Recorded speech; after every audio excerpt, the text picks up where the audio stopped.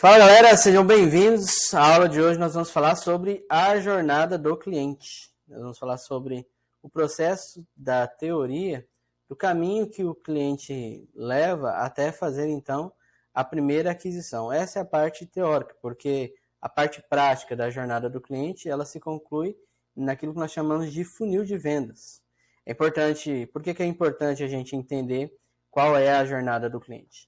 Para melhorar a nossa comunicação em cada etapa, né? Saber que o cliente ele tem várias fases de consciência e saber que não é qualquer canal que a gente vai ter a mesma comunicação com os nossos possíveis clientes ou prospectos ou cliente ideal. Nesse detalhe agora tanto faz.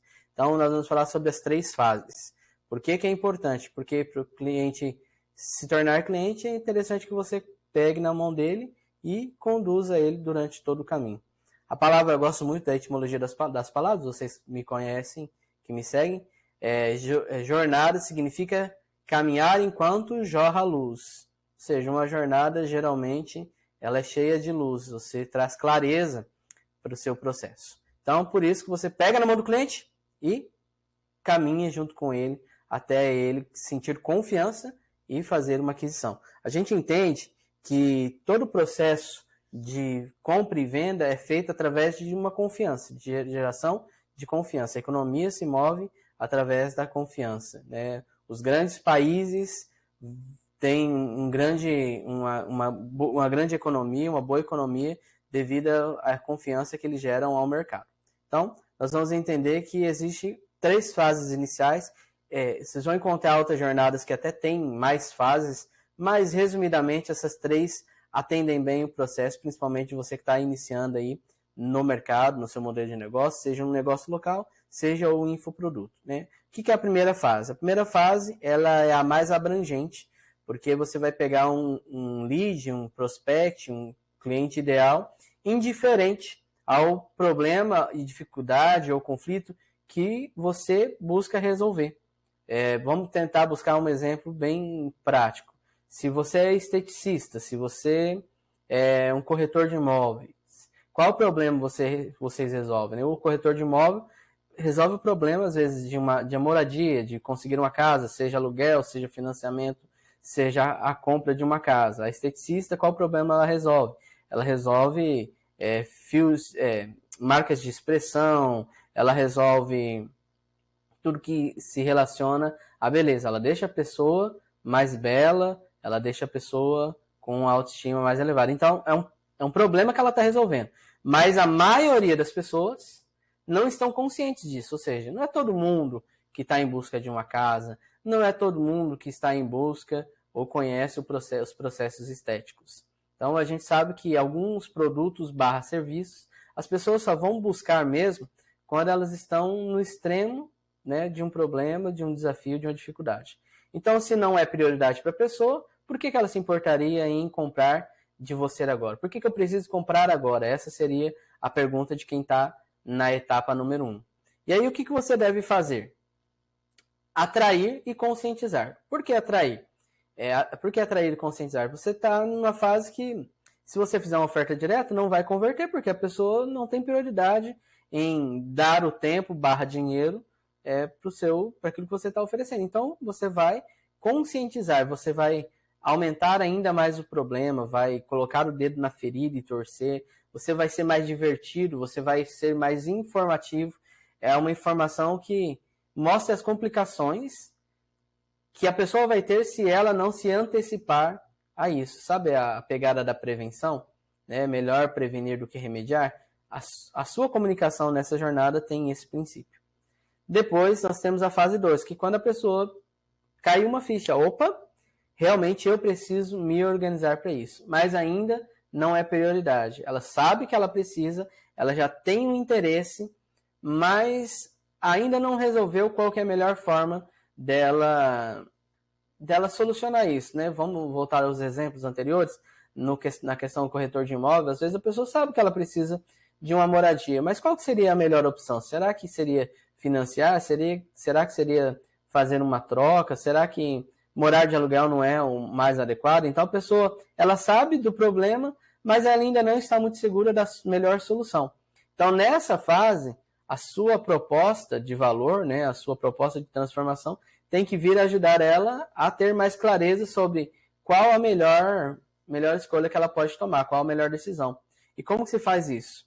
Inspirando, mostrando como funciona, mostrando dados, mostrando o método, apresentando pessoas que seguiram a sua jornada e tiveram bons resultados, ou seja, isso é uma prova social, criando uma visão de transformação. Às vezes a pessoa não consegue nem se enxergar usando o seu produto ou se beneficiando do seu serviço. Então, você começa a criar uma visão de uso, né, tanto de serviço quanto de produto. Você traz pessoas que fizeram essa jornada, que tiveram bons resultados. Você mostra a metodologia, o passo a passo.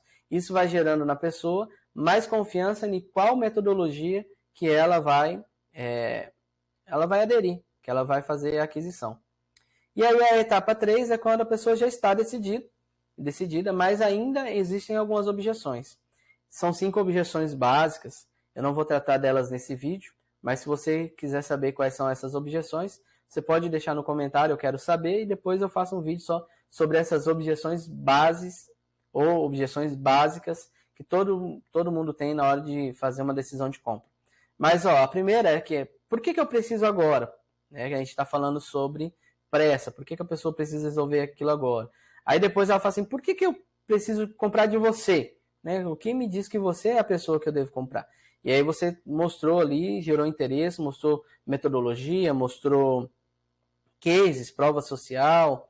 Agora ela chega numa fase que ela começa a se perguntar assim, será que eu vou dar conta de fazer? Será que isso vai ser entregue mesmo? Ainda existem algumas objeções. Ela já está consciente do problema, sabe que ela precisa da solução, mas ainda está em dúvida. Então, o que você faz nessa etapa? Você oferta e antecipa as dúvidas. Pensa, rascunha todas as dúvidas que você geralmente responde, que as pessoas falam sobre o seu produto ou serviço, e você, dentro da sua oferta, já faz as ancoragens, você já faz todo o processo de uma oferta bem estruturada. Então, também, se você quiser saber sobre como fazer uma oferta bem estruturada, quiser que eu grave um vídeo também, manda um direct para mim e fala, João, eu quero entender mais sobre ofertas. Então, traduzindo, a gente tem um funil, né? A parte maior atrai os indiferentes, inspire os interessados e oferte aos decididos. Os indiferentes é um grupo maior, ou seja, existem um número muito maior de pessoas ali. A grande dificuldade é que a maioria das empresas, empreendedores, estão atacando só no final do funil, só das pessoas interessadas. Mas, na verdade, se você criar a habilidade de atrair quem está indiferente e inspirar quem está interessado, quando chegar no fundo do funil, você vai ter um número muito maior de pessoas. Então, tenha inteligência no sentido de como criar uma comunicação para atrair aqueles que estão alheios ao meu problema. Por exemplo, a dona Joana tem um supermercado. Ela tem muita dificuldade de controlar estoque. Como que você atrai uma pessoa dessa, você de uma empresa de software? Você começa a gerar conteúdo de... aqui está uma planilha de como você pode organizar melhor o seu estoque. Entenda quais são os critérios que você precisa adotar para otimizar o seu processo. Eu estou falando palavras até mais rebuscadas, tem que ser umas palavras mais simples, mas você dá dicas, realmente, insights, conteúdo, vídeo, de como a pessoa pode resolver aquele problema. Por mais que você saiba que aquela já é uma pequena solução, mas ela ainda não resolve. E por que não resolve?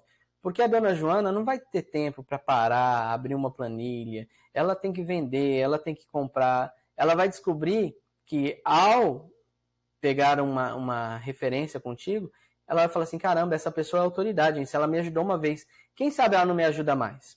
E aí então você começa a afunilar, você leva a dona Joana a pensar, agora eu preciso de um software, e quem que eu posso confiar? Em quem me ajudou de graça. É aqui que eu vou apostar as minhas fichas. Nem sempre essa comunicação vai acontecer nas redes sociais. Então você tem que saber aonde o seu cliente está. O exemplo que eu sempre dou é, muitas vezes nós tomamos Coca-Cola, mas nós não seguimos a Coca nas redes sociais. Então, nós não somos atraídos pela Coca pelas redes sociais. A Coca sabe aonde nós estamos e ela sabe qual comunicação ela deve usar para nos atrair. Assim, acontece, por exemplo, com serviços básicos.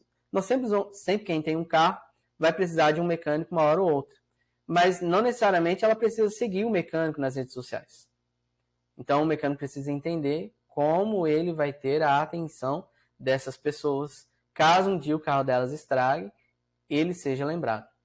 Mas é importante entender o funil. Eu tenho pessoas indiferentes, eu tenho pessoas que já estão interessadas e eu tenho pessoas que já estão até decididas.